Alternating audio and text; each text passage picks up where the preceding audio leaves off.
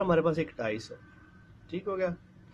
तो अगर dice means आप जानते होंगे, अक्सर आप लूडो खेलते होंगे, लूडो का दाना। तो डाइस को आप जब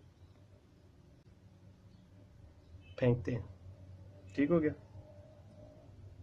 तो क्या पॉसिबल है कि उसमें से आपको कौन कौन से नंबर हासिल हो सकते हैं। तो उसमें से 6 पॉसिबिलिटीज बनती हैं, जैसा कि आप देख चुके हैं कि जैसा कि 1 2 3 4 5 6, ये 6 पॉसिबिलिटीज हैं जो आउटकम्स हो सकती हैं।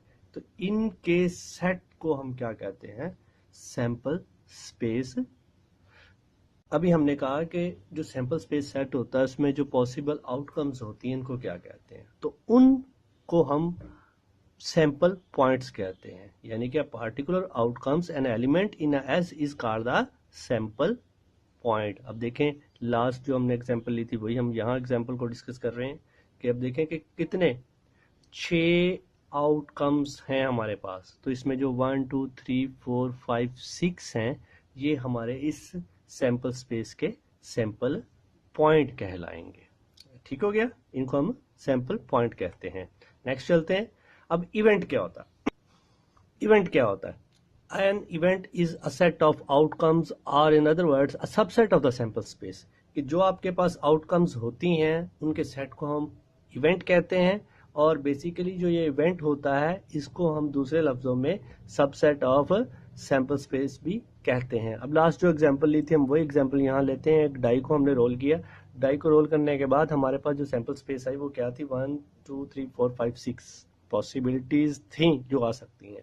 तो अब हम कहते हैं कि हम उनमें से एक इवेंट क्रिएट करते हैं, ऐसा इवेंट जिसमें क्या हो, ए इवेंट क्रिएट करना है जिसमें क्या हो, जस्ट वो नंबर्स आए जो इवन हो, और बी इवेंट ऐसा होना चाहिए जिसमें क्या आए, ऑड नंबर हो। तो दो हमारे पास इवेंट जो उनसे यहाँ पे क्रिएट हो रहे हैं। एक पहला इवेंट क्या है, ए, जिसमें 2 4 और 6 आ रहे हैं इवन नंबर्स, और कहाँ से, इस सैंपल स्पेस से, ठीक है। इतनी पॉसिबिलिटीज हैं तो इनमें से ये इवेंट बन सकता है एक इवन नंबर का। तो इसी तरह जो बी है वो ऑड नंबर का है, तो आप देख सकते हैं कि ऑड नंबर में क्या आ रहा है, जस्ट 1 3 4। तो इसको हम इवेंट्स कहते हैं, और इवेंट्स क्या होते हैं, सबसेट ऑफ सैंपल स्पेस होते हैं। Types of events.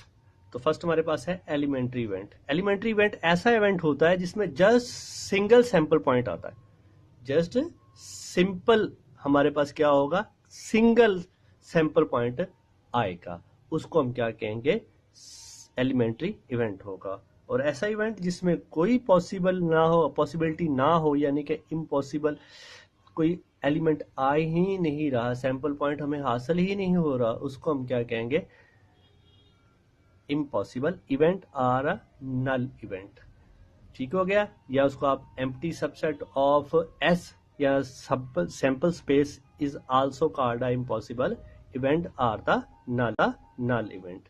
और अगली टाइप है जो इवेंट की, वो क्या है, म्यूचुअली एक्सक्लूसिव इवेंट, ठीक हो गया।